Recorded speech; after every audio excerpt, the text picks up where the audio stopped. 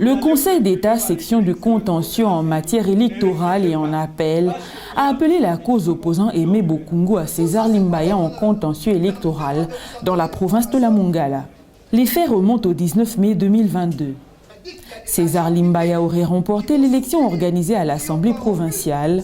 Non content des résultats, le candidat malheureux Aimé Bokungu aurait déposé une plainte pour corruption à la cour d'appel de la Mongala.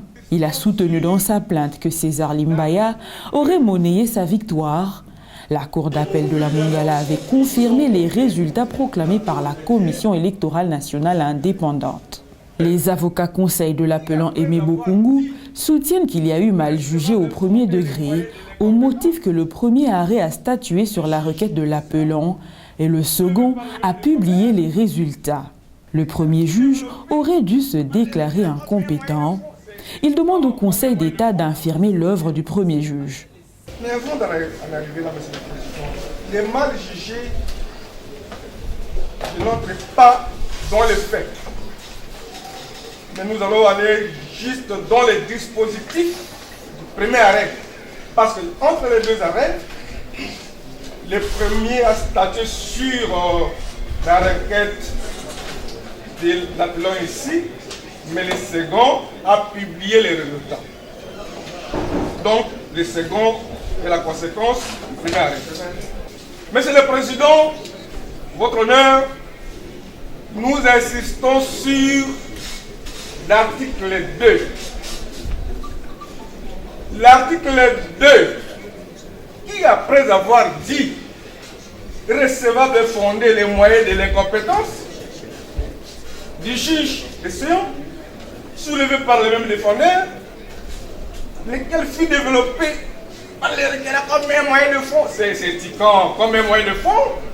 Les moyens de compétence développés comme un moyen de fond déclare non fondé la présente requête. En cela, Monsieur le Président, le premier moyen qui justifie le mal fondé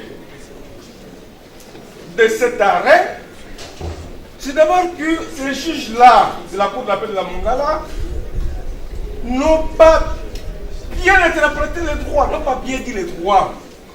Cette Cour dit ces moyens-là tirés de la compétence est fondé. Et puisque les moyens tirés de la compétence est fondé, la requête des demandes du requérant sont aussi non fondées. L'intime César Limbaya, élu gouverneur de la province de la Mongala, soutient pour sa part avoir gagné l'élection haut la main. Il soutient en outre que la partie appelante, Aimé Bokungu, aurait affirmé être soutenue par un membre du Conseil d'État. Comme l'atteste éloquemment énormément de pièces relatives et attestées par la structure qui a organisé cette élection dans ma province. Et cette élection, nous l'avons gagnée haut la main parce que nous étions portés par la population de la Mongala et nous faisions face à l'axe du mal qui a mis à genoux la province de la Mongala depuis 2015 jusqu'à ces jours. Nous nous trouvons ici après que le juge de la Cour d'appel de la Mongala a rendu victorieusement sa décision sous le RC 029, où il a été demandé à cette Cour, siégeant comme Cour administrative d'appel, Monsieur le Président, honoré membre de la proposition, Monsieur le Procureur général, pour demander à cette dernière, primo, de s'attendre, radier la liste du candidat indépendant César Limbaya Mbangisa et Blaise Mongo. Alors qu'on était devant le juge de la Cour d'appel siégeant en matière administrative, pour les contentieux des résultats, on lui soumet cette matière, ce chef de demande, à ce moment, qu'on nous radie sur la liste d'indépendants, comme si nous étions à l'époque de contestation des candidatures.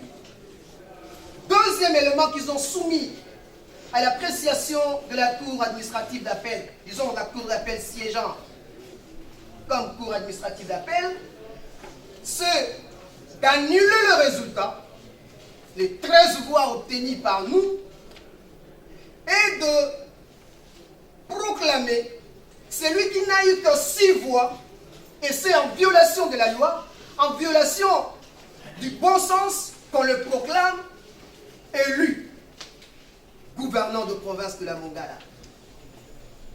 Tout ça, c'est quoi votre honneur? Permettez-moi de vous en donner l'information. C'est parce qu'ici, on a parlé de parrain.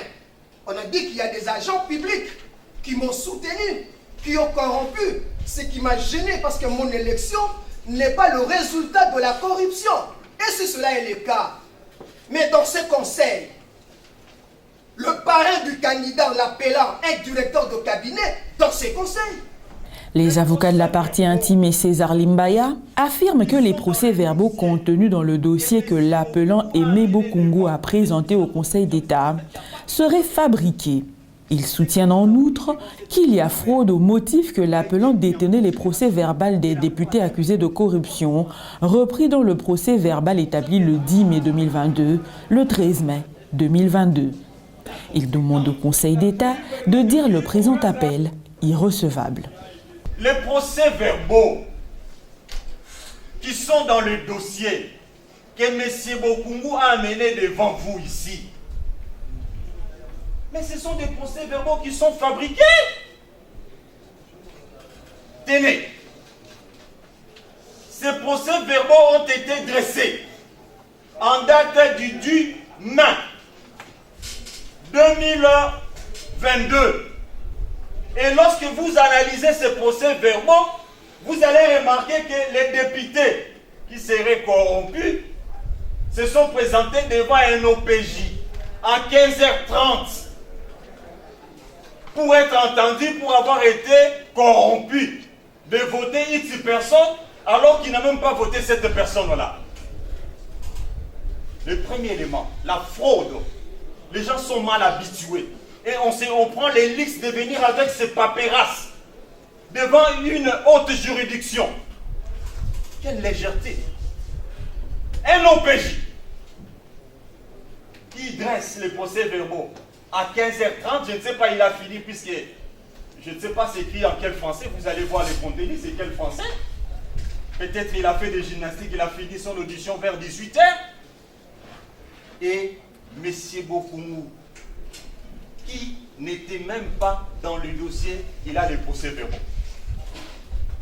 Pour que le 11, il puisse introduire sa requête. L'irrecevabilité de l'appel, faute d'une procuration spéciale conforme.